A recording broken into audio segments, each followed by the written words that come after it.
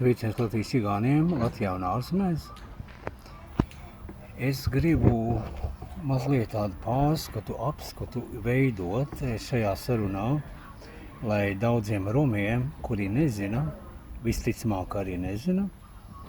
tādu apskatu, pārskatu, arī tādu subjektīvu priekšstatu par čigāniem Latvijā kopš agrākiem laikiem līdz šodienai, apmēram vismaz līdz 25 gadam, veidot tādu vienu aprakstu, tādu raksturu, raksturojot caur kaut kādām darbībām, notikumiem, kā es saprotu, kā es interpretēju visus tos notikumus un situāciju. Un kāpēc tas ir vajadzīgs? Es ceru, ka jūs arī saņemsiet kaut kādu apskaidrību un kaut kādu atbildi. Un kāpēc ir tā un ne citādi. Tātad es paužu savu subjektīvo, savu personīgo viedokli. Un mans pienākums, un es domāju arī mans tāds, tā kā uzdevums, ir informēt romus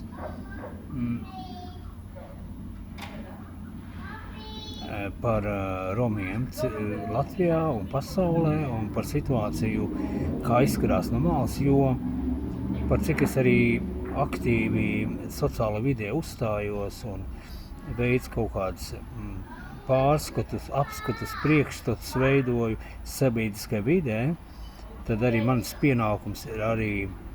komentēt par dažādiem jautājumiem, lai pašiem čigānu cilvēkiem, pašiem romiem, konkrētiem individiem,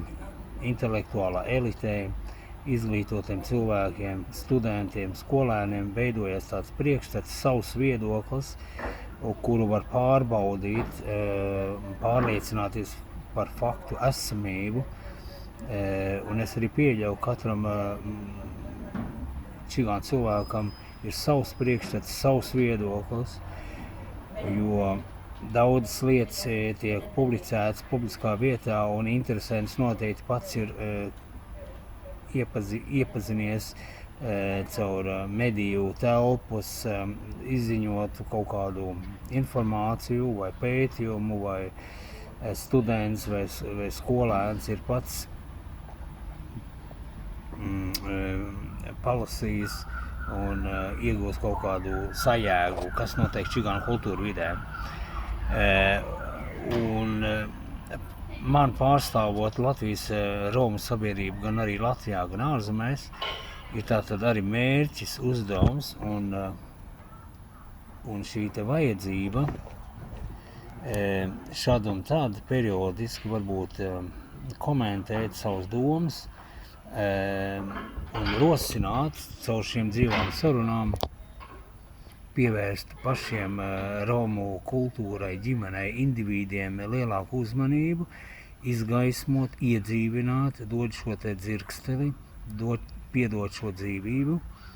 šim te problēmām, šiem jautājumiem, kurus es apskatu un kurus es neapskatu. Varbūt arī mani video vai manas publikācijas ļoti rosinošas, uzvedinošas, izglītojošas, terapeitiskas, tad arī apskaidrojošas, saprotot kaut kādu likumsakarību un tā tālāk, tad arī psiholoģiskas vai iedvesmojošas. Tāds ir tas galvenais mērķis, lai es nodotu savu ziņu, savu informāciju romu pārstāvjiem, jo mana auditorija ir tikai romi, dzīvie romi, saistībā ar un starp romiem, un kas saistās ar romu cilvēkiem. Jā,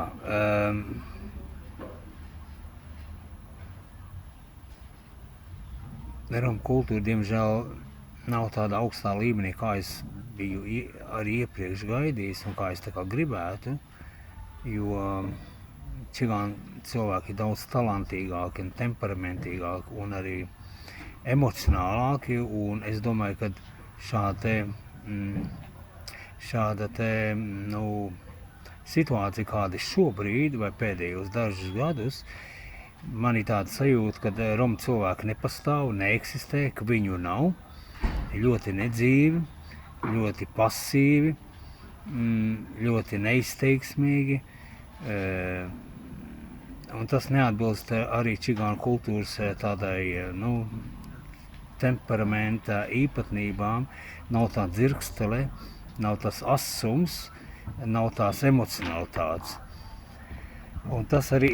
rosināja man biežāk uzstāties un komentēt un izvirzīt kaut kādas aktualitātes vai vajadzības. Jā, un šos visus jautājumus vajadzētu iedarbināt, iekustināt, uzsildīt, atdzīvināt, par kurām es esmu publiski uzstājies. Un tādā veidā mēs vairāk un plašāk un dziļāk apzināsimies un liksim viens otram saprast, un arī Latvijas valstī un dažādiem speciālistiem, ka Romu cilvēki ir attīstītāki, ka mūsu kultūra vidē pastāv daudz parādības, dažādas likumsakrības, ka mēs esam izteiksmīgāki, mēs esam pamanāmāki. Un tā informācija, kura klīst presē vai cilvēku sarunās,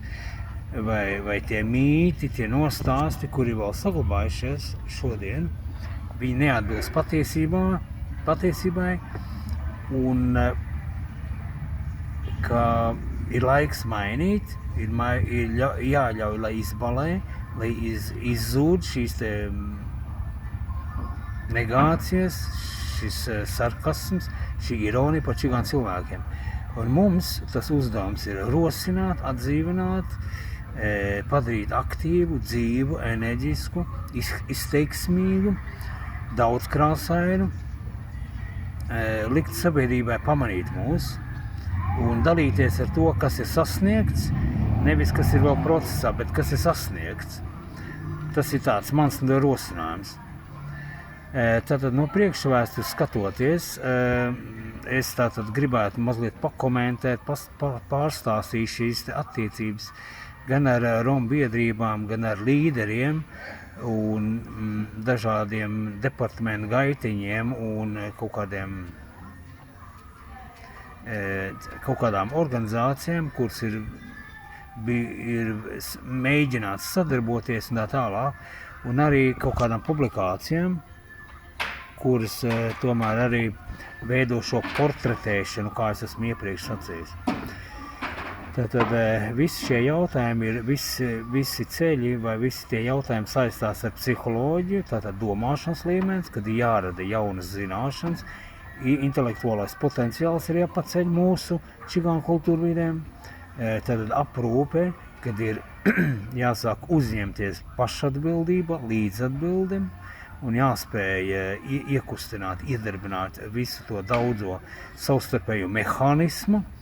un tad terapija, kas padara atbilstoši autentiskumam, tātad oriģinālai čigānu esamībai, neizdomājot, nedeformējot, nepadarot jēlu, nepadarot šķidru un citādu, tātad jeb alter ego, bet kas ir ļoti pietuvināta, 60-70% atbilst pēc daudzām kvantitatīvām pazīmēm, pēc visādām īpašībām un pazīmēm, tad atbilst čigānu rakstura īpašībām, īpatnībām, rakstura lielumiem, tad, kas ļauj domāt un virza gan uz pašsaglabāšanos, gan arī uz attīrīšanu no kultūras samaisījumiem un tradicionālas čigānu domāšanas.